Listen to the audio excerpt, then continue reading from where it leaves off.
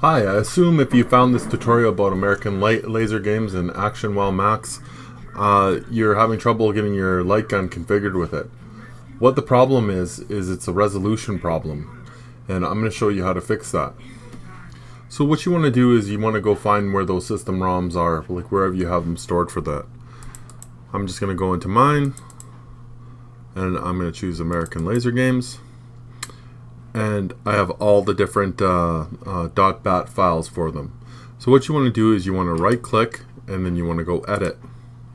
You want to change the X value here to 800 and the Y value to 600, and then you want to just go file and save as soon as you do that. I have all the different bat ones already changed, and I'll have a download file for all these bat files in the description. And all you have to do is basically drag those in by selecting them and just hitting copy and paste them right into your ROM folder. That's going to be it for this tutorial. I'm just going to show a little bit of gameplay with it working properly.